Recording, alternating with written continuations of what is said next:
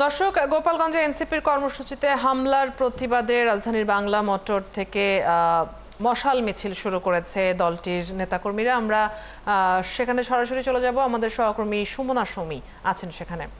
সুমি, মশাল মিছিলটি শুরু হয়েছে কিনা, কোন দিকে যাচ্ছে মিছিলটি এবং আর কোনো কর্মসূচি আছে কিনা জানাবেন।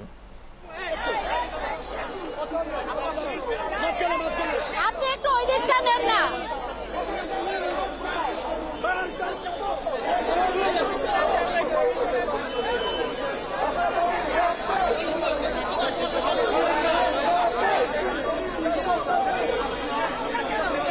হ্যাঁ অদিতি দেখতে পাচ্ছেন যে এখানে মশাল মিছিল শুরু হয়েছে এবং এই মশাল মিছিলটি ক্রমশ ভারী হচ্ছে। মশাল মিছিলটি অদিতি আপনারা দেখতে পাচ্ছেন যে মশাল মিছিলটি চলছে এবং প্রচন্ড মানুষের ভিড়। তাদের কথা ডাইরেক্ট অ্যাকশন তারা নিতে চায়।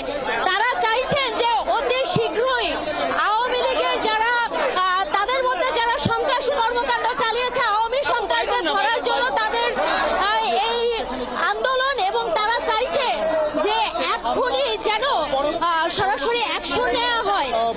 তাদের কথায় কয়েকদিন ধরে গোয়েন্দা বাহিনী কোনো কিছুই জানায়নি, গোয়েন্দা বাহিনীরও ব্যর্থতা এখানে তারা বলছে, পুলিশ বাহিনীর ব্যর্থতার সাথে সাথে তাদের মধ্যে সারা বাংলাদেশে যে আওয়ামী লীগের নেতা কর্মীরা ছিল তারা সবাই গোপালগঞ্জে যে যুদ্ধবদ্ধ হয়েছিল এবং তারা একত্রিত হয়েছিল এই হামলার জন্য, যা সরকারের গোয়েন্দা বাহিনী সহ কেউই জানে না। যেহেতু তাদের মধ্যে যে এত বড় একটা সন্ত্রাস কর্মকাণ্ড হলো, যার ব্যাপারে রাষ্ট্রের গোয়েন্দা বিভাগ, পুলিশ বিভাগ কেউ কিছু জানলো না, যে অনেকদিন ধরেই হচ্ছে, এটি সরকারের ব্যর্থতা। এই পুলিশ প্রশাসন গোয়েন্দা বিভাগকে দ্রুত অপসারণের কথা বলছে এই বিক্ষোভ মিছিল থেকে। তারা সাথে তারা চাইছে যে নির্বাচন নিয়ে কথা হলেও তারা কোনোভাবেই বলছে না যে এই যারা অন্যায় করছে, মানুষ মারছে, তাদের কোনো শাস্তির কথা তারা বলছে না। যেহেতু তারা শাস্তির কথা বলছে না, সেহেতু তারা বিচারটাই আগে চাইছে। বলছে যে এইভাবে যদি কোনো নির্বাচন হয়, সেই নির্বাচন কোনোভাবে সুষ্ঠু নিরপেক্ষ নির্বাচন হতে পারে না। তাদের নেতাকর্মীদের শান্তি পথযাত্রার পরে যে হামলা হয়েছে সেটি আসলে নৃশংসতাই বলা চলে। এই নৃশংসতার বিরুদ্ধেই কিন্তু তাদের আজকের এই বিক্ষোভ, এবং তারা কোনোভাবেই চাইছে না যে আর একটু সময় এই